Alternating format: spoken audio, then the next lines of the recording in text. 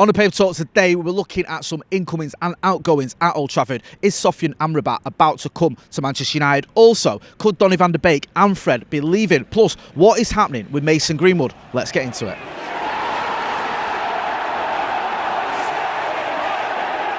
Jay here for Stretford Paddock. This is the paper talk. As you can see, I'm not in New Jersey or New York or San Diego or Houston or Vegas. I'm outside Old Trafford and the weather is mild. Yes, we have been on the tour, obviously, and despite what this microphone muff says, we're back in Manchester and it's great to be back. We had a great tour, loads of great support out there. Great to meet the fans of the channel and lots of Manchester United fans as well. But as the song goes, it's good to be back. Who sang that song? I can't remember. No, I'm just wondering if it was someone who's been cancelled for the right reasons. Anyway, we'll move on. Loads of stories to get through. We're going to start with Fabrizio Romano tweeting about Fred. He says, Manchester United expect Fred sale to advance next week. Sources, I think this was yesterday, I think this was late last night or yesterday, so this should be this week. Sources guarantee he will 100% leave the club. Negotiations will also continue with Real Sociedad for Donny van de Beek.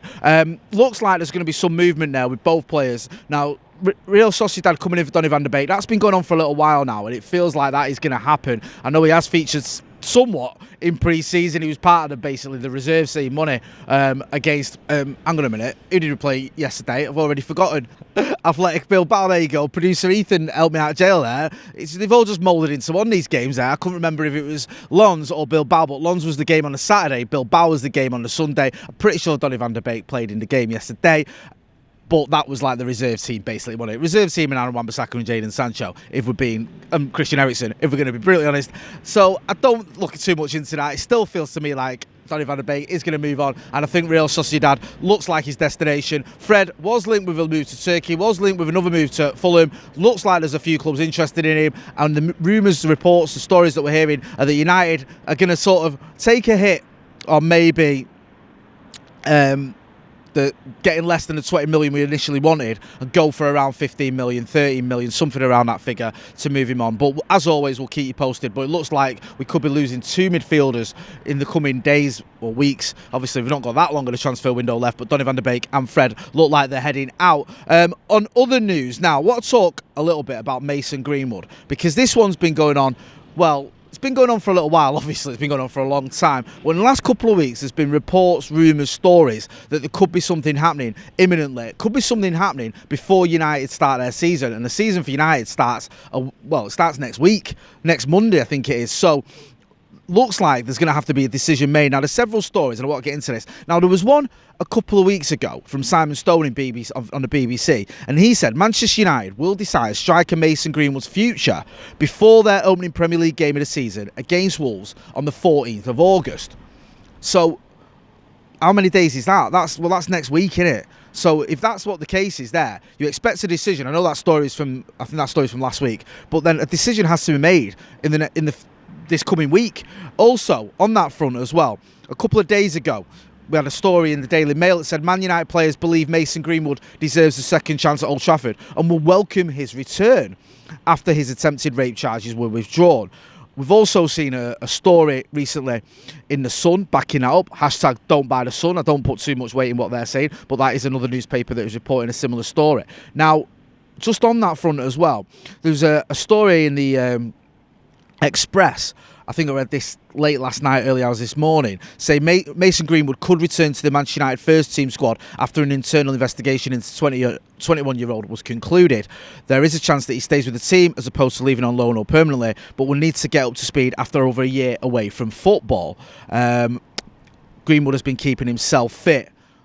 That's also another little caveat there. So there's been sort of something going on here in terms of stories, reports. Another one in the Express, Erik ten Hag could call on Mason Greenwood sooner than expected if United allow him to return to first team training. Another one in the Express there. So in the last few days, and going back sort of up to the back end of last week, or the beginning of last week, sorry, we have seen various reports indicating that a decision is going to be made. I think it was Dave McDonald that said something similar. Joe covered that when we were over in Vegas as well. So we can expect a Mason Greenwood decision, and from all the sort of, you gather all them stories together, if you were to aggregate them all, look at what they're all saying, they all indicate something happening this week, a decision. Now, again, rumours, reports, stories coming out that maybe he's going to return. Others saying that that won't be the case. I wouldn't like to say either way which way it's going to go, but it looks like a decision will be imminent.